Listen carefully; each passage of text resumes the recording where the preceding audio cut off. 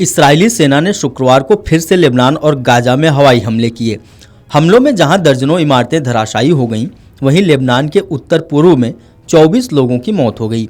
वहीं गाजा में गुरुवार को हुए इस्राएली हमलों के बाद 25 लोगों के शव बरामद किए गए। मीडिया रिपोर्ट्स के मुताबिक इस हफ्ते इसराइल ने हिजबुल्लाह के खिलाफ हवाई हमले किए हैं। गाजा में हमास के नुसैरात शरणार्थी शिविर को निशाना बनाया गया। अब तक दक्षिणी लेबनान के छोटे सीमावर्ती गांवों तक केंद्रित इसराइल के हमले अब शहरी इलाकों में भी हो रहे हैं। लेबनान के सांसद हुसैन हसन ने बताया कि उत्तर पूर्वी शहर बालबेक और उसके आसपास हुए तीव्र हमलों के कारण लगभग 60,000 लोगों को अपने घर छोड़ने पड़े। लेबनान की सरकारी राष्ट्रीय समाचार एजेंसी ने शुक्रवार को कई गांवों में 4 हवाई हमलों की सूचना दी। उत्तर पूर्वी बालबेक हरमेल क्षेत्र में हुए हमलों में अमहाज गांव में 8 लोग तथा तराया गांव में 2 लोग मारे गए। मीडिया रिपोर्ट्स के मुताबिक इस्राएली विमानों ने शुक्रवार सुबह बेरूत के दक्षिणी उपनगर दहियाह पर भी बमबारी की। इससे दर्जनों इमारतें नष्ट हो गईं।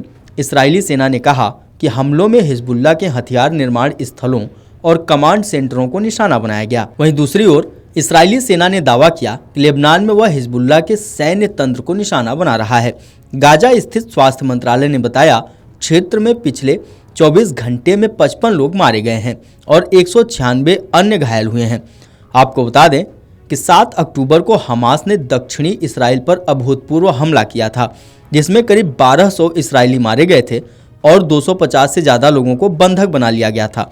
इस हमले के जवाब में इस्राएली सेना गाजा में बड़े पैमाने पर सैन्य कार्रवाई की। इस्राएली हमलों में अब तक 40,000 से ज़्यादा फलस्तीनी मारे जा चुके हैं। इससे एक दिन पहले उत्तरी इसराइल पर हिजबुल्लाह ने भी रॉकेट हमले किए थे। टाइम्स ऑफ इसराइल की एक रिपोर्ट के मुताबिक रॉकेट हमलों में मेटुला और हाइफा के पास कृषि क्षेत्रों में 7 लोगों की जान चली गई थी। अधिकारियों के मुताबिक सीमावर्ती शहर मेटुला के पास त्रासदी गुरुवार की सुबह हुई। लेबनान से दागा गया एक रॉकेट सेब के बगीचे में जा गिरा था, जिसमें 5 लोगों की जान चली गई थी। कुछ घंटे बाद हाइफा उपनगर किरियात अता के बाहर हिजबुल्लाह ने दर्जनों रॉकेट दागे।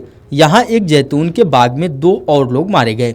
इस हमले की पुष्टि इस्राएली रक्षा बलों यानी आईडीएफ ने भी की। आईडीएफ के मुताबिक हिजबुल्लाह के हमले में 7 निर्दोष इस्राएली नागरिकों की मौत हुई है।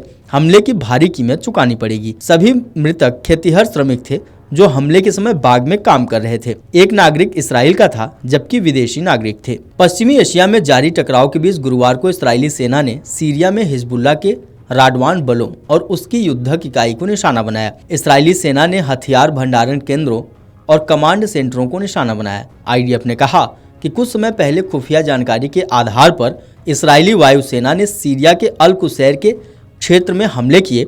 इस्राएल के मुताबिक राडवान लेबनान में हथियारों के भंडारण के लिए जिम्मेदार है। हाल ही में इसने सीरिया लेबनानी सीमा के पास अल कुसैर शहर में अपनी गतिविधियों का विस्तार किया है। हिजबुल्लाह सीमा पार करके सीरिया से लेबनान में हथियारों के साथ साथ रसद आपूर्ति के लिए बुनियादी ढांचा स्थापित कर रहे हैं। इस्राएली सेना ने कहा था कि हवाई हमलों के दौरान हिजबुल्लाह की यूनिट 4400 के बुनियादी ढांचे को निशाना बनाया गया। यह इकाई ईरान से सीरिया के रास्ते लेबनान में अवैध हथियारों की तस्करी के लिए जिम्मेदार है।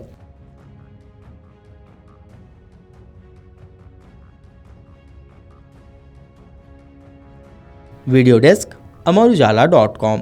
अगर आप ये वीडियो YouTube पर देख रहे हैं तो हमारे चैनल को सब्सक्राइब कर बेल आइकन दबाएं और Facebook पर देख रहे हैं तो हमारे पेज को लाइक करें। 8 मिलियन प्लस सब्सक्राइबर, आपके इस भरोसे के लिए बहुत धन्यवाद।